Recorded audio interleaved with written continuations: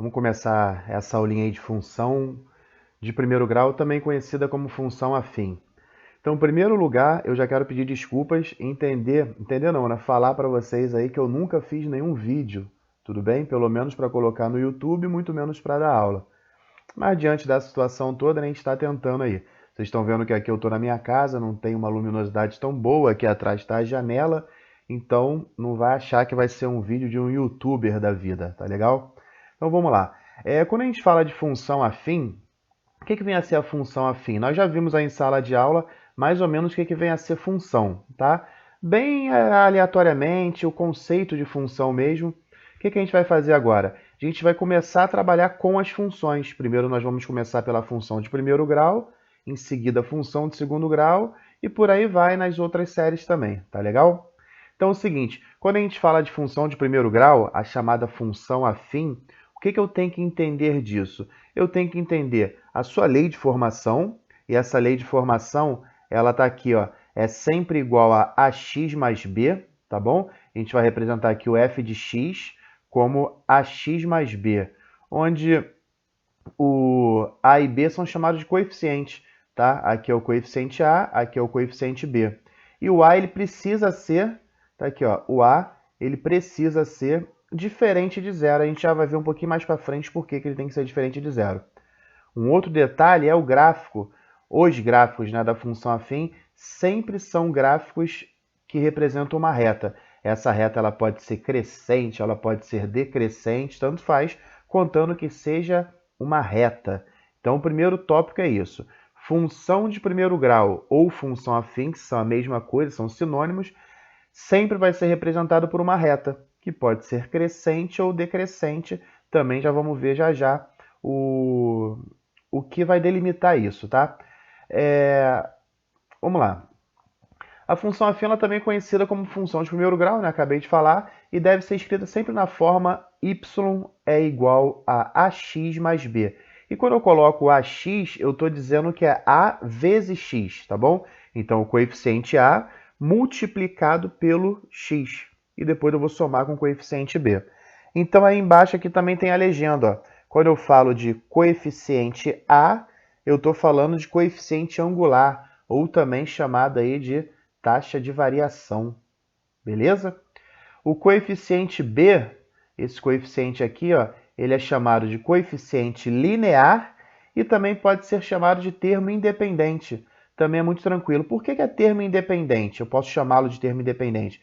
Porque do lado dele não tem nenhuma outra letra. Aqui, ó, no A tem, né? Do lado do A tem o X. Significa que o A depende do X, ele está juntinho ali do X. Aqui não, ó. Aqui não tem ninguém do lado dele, não tem ninguém multiplicando ele, por isso ele é chamado aí de termo independente ou apenas coeficiente linear, tá legal? Esse x aqui, ó, eu não coloquei aí para vocês, mas ele é justamente a variável da função, tá? O x, ele é a variável da função. O que quer dizer isso? Ele é o único valor ali, óbvio, né? Tirando aqui o f de x, que é o valor da função, que eu estou chamando aqui de y. O x ele vai variar, e a gente já vai ver também na próxima tela aqui, uma possível variação desse x. Percebeu quando eu falei aqui do y? Eu estou aqui marcando aqui com a caneta vermelha, mas na verdade eu falei f de x por conta disso. Ó, falar y ou falar f de x é exatamente a mesma coisa, tá legal? Quando eu for trabalhar com a função da sua forma algébrica mesmo, eu prefiro chamar de f de x. E quando eu for construir o gráfico, eu prefiro, né, chamar de y, mas aí é coisa minha, eu prefiro fazer isso. Por quê? Porque quando eu for falar de gráfico, a gente sabe que tem o eixo x, que é o eixo das abscissas, e tem o eixo aqui, que é o eixo das ordenadas, chama-se eixo y. Então, por isso que eu costumo chamar de y, mas aí depois, um pouquinho mais para frente, a gente vai ver. Cada um vai se adaptar melhor com o que chamar. Tudo bem? Aqui embaixo já falei, né, que o gráfico de uma função afim sempre será representado por uma reta, então não há novidade. O que a gente está vendo até agora? O que é uma função afim e como ela pode ser escrita? Ela sempre vai ser escrita dessa maneira aqui, ó. Y é igual a ax mais b. Não quer usar o y? Não tem problema, chama de f de x. f de x é igual a ax mais b. Eu posso ver aqui também alguns exemplos de função. O que seriam esses exemplos de função? Olha, chamei aqui letra A, B e C, né? Em vez de chamar de y, eu estou chamando de f de x, para que você entenda que é justamente a mesma coisa, tá? Se eu quisesse apagar isso daqui e escrever apenas y, eu poderia também fazer. Então, eu coloquei aqui, ó, f de x é igual a 2x mais 3, onde a vai ser igual a 2. Por que eu sei que o a é igual a 2? A é o nosso coeficiente angular. Então, coeficiente angular é aquele carinha ali que está do lado do x. Lembra disso? Ele depende do x ali do lado dele para ser caracterizado o coeficiente angular. E o b é igual a 3 nesse caso. Por quê? Porque o b é o termo independente, eu não tenho nada ali do lado dele. Tudo bem? Então, a primeira função ali, ela é dita uma função de primeiro grau, ela é dita uma função afim por conta do seguinte, eu escrevi da forma ax mais b, onde o a é 2 e o b é 3, tá bom? Tá dando para lembrar lá do nono ano? Vocês viram isso lá no nono ano já. Aqui na letra B, eu tenho que f de x é igual a menos 3x mais 10, onde o a agora é igual a menos 3 e o b é igual a 10. Está aqui do lado. Ó. A, coeficiente angular, é menos 3, enquanto o b, o coeficiente linear ou termo independente, é igual a 10. F de x é igual a x mais 13. Olha aqui, ó. Você somente visualizando, você não está percebendo o valor na frente do x ali, né? Parece que não tem o coeficiente a, só que tem. Toda vez que não aparece um número na frente do x, você vai entender que ali está escrito 1, ou seja, a é igual a 1. Eu poderia ler aquilo ali também como f de x é igual a 1x mais 13. Só que como eu estou multiplicando 1 por uma letra, ou por um outro número mesmo, né? Nesse caso é uma letra que é o x. O 1 é o elemento neutro da multiplicação. Então, independe de eu colocar ali ou não. E na maioria das vezes você vai ver que ele não vai aparecer em se tratando de multiplicação, tá bom? Mas ele está aqui, ó. Embora ele não apareça, o a é igual a 1 e o b é igual a 13, porque nós já vimos aqui do lado, tá legal? Então, ainda não sei nada de função de primeiro grau, mas eu tenho que começar a identificar só no olho. Olhei para aquelas três funções ali, eu sei que é uma função de primeiro grau, eu sei que é uma função afim. E por que eu sei isso? Porque está escrito da forma y, ou f de x, né? É sempre igual a ax mais b. Tá legal? Vamos aqui a um exemplo. Por exemplo, um exemplo introdutório apenas, tá? Imagina que você viajou, foi para um outro estado, foi para um outro país, foi para a Disney, e você quer agora alugar um carro. Você não tem como levar o seu carro, o carro dos seus pais, o carro do seu namorado, da sua namorada, enfim, você não tem como levar para esse estado ou para esse país. Então você vai numa locadora de carros. Não quer andar a pé, não quer andar de transporte público. Ah, eu vou alugar um carro. E quando você vai alugar um carro, você tem que pagar um valor fixo e o outro valor ele é um valor variável. Por que ele é um valor variável?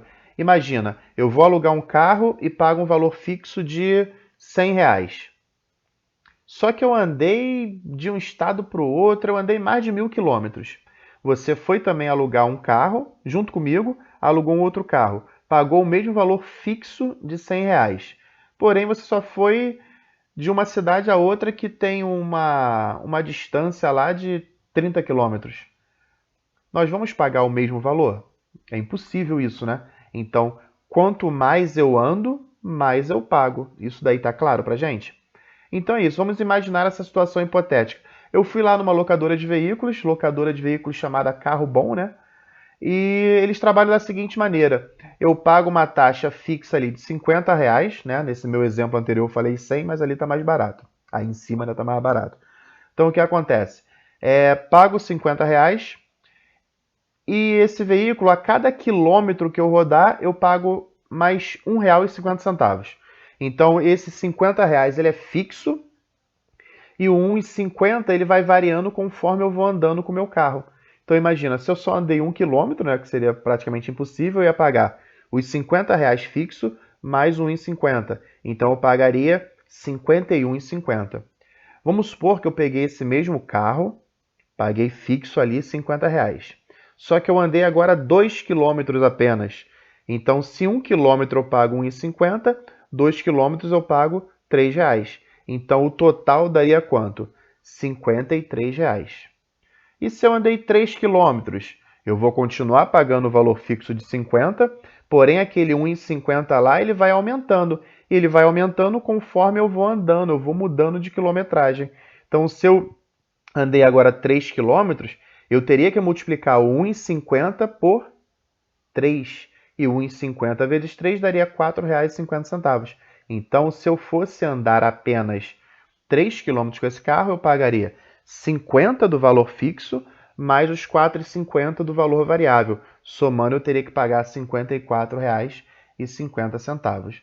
Tudo bem? Você está percebendo que eu tenho o valor fixo e aquele valor que está variando ali, ele vai variar conforme eu estou andando. Se eu andar 100 km, se eu andar 200 km, eu vou pagando mais na mesma proporcionalidade. Então vamos fazer o seguinte, olha só. Eu vou chamar aí o custo total desse, que é o que eu vou ter que pagar quando eu devolver o carro, né? O custo total, ele é o custo fixo, tá aqui, ó, o custo fixo, que no caso aí do nosso exemplo é R$ 50, e ele é, desculpa, somado ao custo variável, que é aquele 1,50 multiplicado pela quantidade de quilômetros que você vai rodar, tá bom? Então, olha só, considerando que o cliente roda uma quantidade X de quilômetros, eu uso o X por quê? Porque ele pode variar. Eu posso andar 100 quilômetros, o meu X é igual a 100. Você pode andar 30 quilômetros, o seu X é igual a 30, tá? Então, eu vou chamar a função aqui de C de X. Por que eu estou optando em C de X e não aquele nosso F de X? Tá? Você consegue entender isso? Por quê? Porque isso daqui é apenas uma letrinha. Uma letra, na matemática, a gente pode dizer que é apenas um símbolo. Eu poderia chamar o C de x de f de x sem prejuízo algum, tá bom, gente? Eu preferi chamar de C de x por quê? Porque lá em cima eu estou chamando de custo. Aqui, ó, custo, tá? Então, esse custo aqui ele vai depender de quantos quilômetros eu vou rodar, tá? Por isso que eu chamei de C de x. Poderia continuar chamando de f de x, poderia continuar chamando apenas de y, tanto faz. Aquela letra lá, aquele símbolo, normalmente na matemática, se eu não tivesse um contexto aí falando de preço, de dinheiro, eu uso f de x numa boa. Então aqui, ó, veja que o C de x é o custo total em função, olha a palavrinha função aqui, ó, em função da quantidade x de quilômetros que eu vou rodar, tá? Então a função C de x é um exemplo de função afim ou função de primeiro grau. Por quê? Olha só, ax mais b. O a aqui é 1,50, enquanto o b aqui é 50, tá bom? Nesse contexto, vamos ver quanto que ele vai pagar, quanto que eu iria pagar se eu alugasse esse carro e rodasse aí durante 67 quilômetros. Vamos ver qual é esse preço, olha só. Então, eu aluguei o carro e rodei 67 quilômetros até poder ir lá devolver o carro e, obviamente, efetuar o pagamento. Tá legal? Então, olha só. O custo, nós já vimos que é sempre isso daqui, no contexto dele. Por que eu sei que é sempre isso? Lembra, olha, eu sempre vou pagar aqui R$ 50 fixo, né? R$ 50 fixo, e vou pagar mais 1,50 conforme o número X de quilômetros. Então, eu estou entendendo aqui que eu vou andar 67 quilômetros. Então, o meu X ele vai ser igual a 67. Basta, uma vez que você sabe o modelo matemático que nós vamos usar, basta eu fazer o quê? Aplicar esse modelo matemático nessas condições aqui, ó, dos 67 quilômetros que eu vou percorrer. Então, o que eu fiz? Eu calculei aqui. Se eu já percebi que x é o valor que eu ando em quilometragem e x é igual a 67, o que eu fiz? No lugar de x aqui, eu coloquei agora 67. Então, se eu fiz isso desse lado da igualdade, eu tenho que fazer do outro lado também. Então, está aqui, ó, no lugar de x, eu coloquei 67. E repeti ali o 50. Esse nosso 50 aqui, aquele valor fixo, ele é o nosso termo independente, ele é o nosso coeficiente linear. Tá legal? Fiz a continha, multipliquei primeiro 1,50 vezes 67 e obtive aqui 100,5. Tá? Lembrando que eu sempre vou fazer primeiro a multiplicação. Então, eu multipliquei aqui 1,50 vezes 67, deu 100,5. Mais os 50 que eu teria que pagar de qualquer maneira mesmo, então eu tenho que pagar lá na hora, no ato de devolver o carro, R$ 150,50. Tudo bem, galera? Então eu estou falando um pouquinho rápido, mas como é um vídeo, você pode pausar aí na hora que você quiser, na hora que você entender, tá legal? O gráfico, né, da função de primeiro grau a gente vai ter que ver com mais calma depois, por uma outra aula. Mas só introduzindo aqui o assunto, o gráfico nós já vimos que ele vai ser sempre uma reta. E essa reta ela não pode ser perpendicular ao eixo X. Lembra, o eixo X é aquele da horizontal. Eu não posso ter uma reta aqui, tá? Uma reta perpendicular a ele. As outras retas, todas elas farão uma função aí de primeiro grau, uma função afim. Tá legal? Para que serve aquele coeficiente A? Aquele coeficiente angular. Então, o coeficiente A, que é chamado de coeficiente angular, ele vai me dizer justamente a inclinação dessa reta. Então, imagina que eu tenho uma reta aqui crescente. Eu estou crescendo. Ela pode ter essa inclinação, essa inclinação um pouquinho menor, desde que ela esteja crescendo. Ela vai continuar sendo uma reta crescente. Umas vão crescer mais, outras vão crescer um pouquinho menos, tá? Então, aquele A é o coeficiente angular que vai me dizer se ele vai crescer muito ou vai crescer pouco. E mais, esse coeficiente A, ele também vai me dizer se a reta ela é crescente ou decrescente. Caso A, esse coeficiente, seja positivo, então eu tenho a reta crescente. Se o A for negativo, eu vou ter a reta decrescente. Tá legal? Olha aqui, ó, quando eu for construir a reta lá no meu gráfico, no meu plano cartesiano, tá? Eixo x e y, plano cartesiano. Sei que é a função de primeiro grau, sei que a reta é crescente. Sei que a função é primeiro grau, é de primeiro grau, ou a função é afim. Eu sei que o gráfico vai ser representado por uma reta. Se o gráfico é representado por uma reta, eu preciso então saber, será que essa reta é crescente ou a reta é decrescente? Vou olhar para o coeficiente A. Como que eu sei qual é o coeficiente A? É quem está do lado do x. Você vai ter a tua expressão matemática lá. F de x é igual a um valor vezes o x mais um valor lá que a gente chama de termo independente. Esse valor que está do lado do x é o coeficiente angular. Caso ele seja positivo, a reta é crescente. Caso ele seja negativo, a reta é decrescente.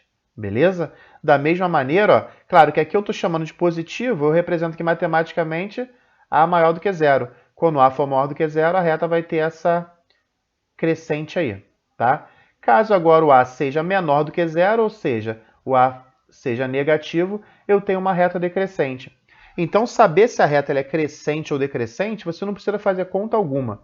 Você precisa apenas saber o quê? Se o A é positivo, a reta é crescente. Se o A é negativo, a reta é decrescente. Beleza, galera? Então é isso. E o coeficiente B? Até agora nós só falamos do coeficiente A, que vai dizer a inclinação da reta, se ela cresce ou se ela decresce.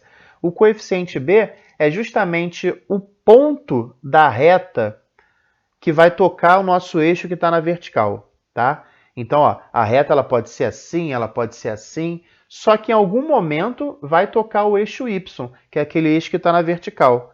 E quando ela tocar nesse eixo Y, é o nosso pontinho B, tá bom? Por exemplo, aqui, ó, imagina que eu tenho essa reta aqui e ela tocou o eixo Y aqui, ó. Então, aqui é o meu coeficiente B. Se o coeficiente B fosse 3, aqui eu colocaria 3. Se o coeficiente B fosse 7, aqui eu colocaria 7. Eu só estou percebendo, por esse meu exemplo aí, que o coeficiente B ele é positivo, porque ele está acima aqui, ó, acima do nosso zero, né? Do nosso zero está aqui. Então, o coeficiente B está acima. Logo, eu sei que ele é positivo, mas pode ser 2, pode ser 3, pode ser 5, tanto faz. Beleza, galera? A gente vai ver com mais calma em outras aulas aí, eu vou indicar também outros vídeos mais interativos para vocês. Como eu falei a vocês, esse é o meu primeiro vídeo, né? Então eu sei que não está tão legal assim, mas vamos aprendendo juntos, beleza? Então um abraço aí a todos, sigam lá o link que eu vou colocar e a lista de exercícios também. E bons estudos, galera!